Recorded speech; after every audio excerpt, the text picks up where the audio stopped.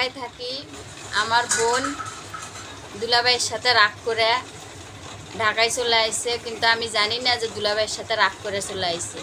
ঢাকায় আসার পরে আমি তো ডিউটিতে গেছি, ডিউটি থেকে আসার পরে দেখি আমার বোন বাসায়। তা এখন নিজের আপন মায়ের পেটের বোন আমার বাসায় আইছে।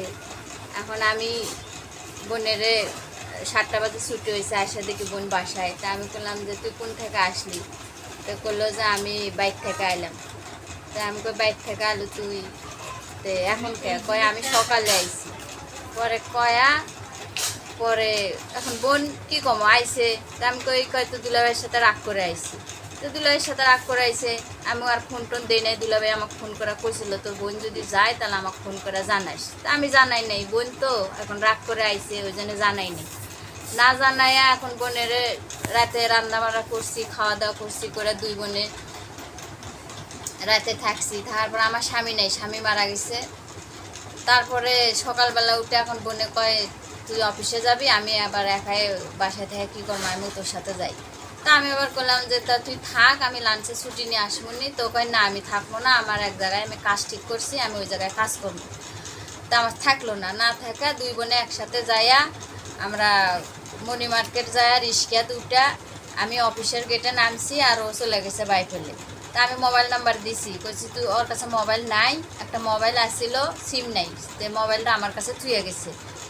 তো আমি কইছি তাহলে আমার নাম্বারটা নিয়ে যা, তুই যে জায়গাতে থাকিস আমার নাম্বারে ফোন করিস। তো কয় আচ্ছা নাম্বারটা দে। তা আমি আমার নাম্বার লিখে দিছি। ওই এখন আমার বাসায় থেকে যে আমি আমার মোটর সাইকেল আসছিল, এই মোটর সাইকেল বিক্রি করছি, করে মোটর সাইকেল বিক্রি করছি 80,000 টাকা, কি 80,000 টাকা। তার মধ্যে আমার 50,000 টাকা দিছে। আমি আবার বেতন পাইছি, এর টাকা 6,000 টাকা আমি ওই জায়গায় রাখছি। এই 56,000 টাকা আমি আমার একটা টাং আছে, ওই টাঙ্কের ভিতর রাখছি।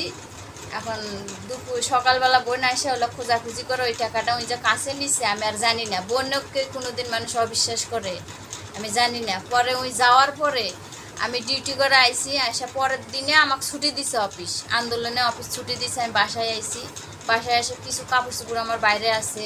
পরে আমি মনে মনে ভাবলাম যে কাপড়গুলো আমি টাঙ্কে থুই, এই জন্যে আমি কাপড়গুলো গোছাইয়া আমি টাং পায়রা দেখি চাবির জায়গার চাবি আছে, টাঙ্কের তালা দেওয়াই আছে, অথচ আমার টাকা নেই।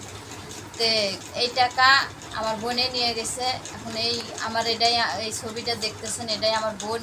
জেনেই পান আমার বোনেরে আপনারা আটকাইয়া আমার এই নাম্বারে যোগাযোগ করে ফোন করেন, আমি যা নিয়ে আসবো।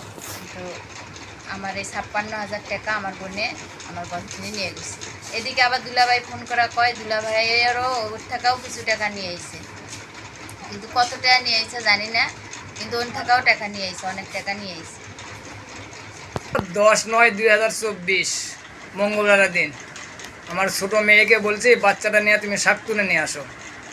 হে শাক তুলবার গেছে, উনি ডাক্তারখানার নগদ দিয়ে আমার বাড়ির থেকে নগদ 32,000 টাকা আর যাই জিনিস নিয়ে আমার হাতের একটা মোবাইল স্যামসং ওটা নিয়ে আসে উদাও পালিত।